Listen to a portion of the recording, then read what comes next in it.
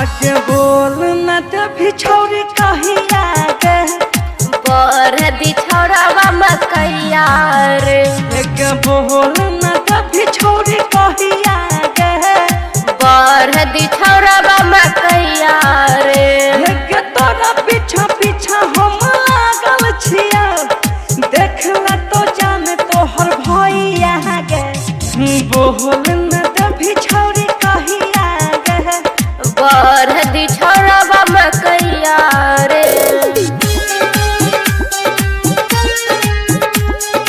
DJ Manish Raxaul लकी recording studio संतरा बाजार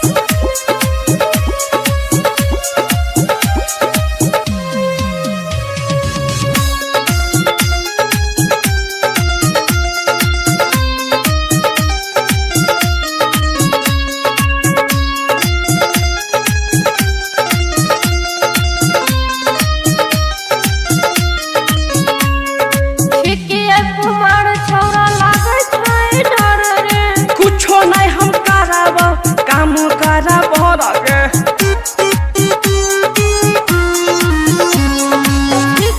कुमार छौरा लागे छै डर रे कुछो नहीं हम कराब काम कराब रे तोहरे से लगलो से नहीं गे बर दी छौरावा मकैया रे बोला न तो जब ही कहिया गे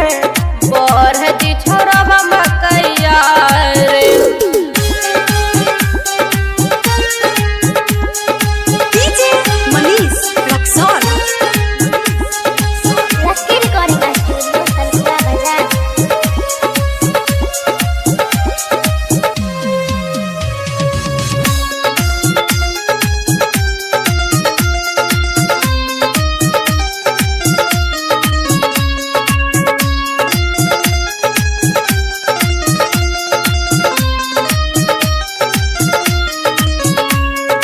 करै छी बहाना किया हमारा से कटली राखल सबर छौरा तोरे छियो पगली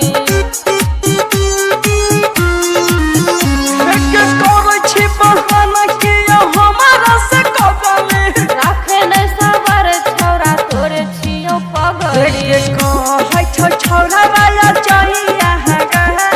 बर दी छौरावा मकैया रे बोला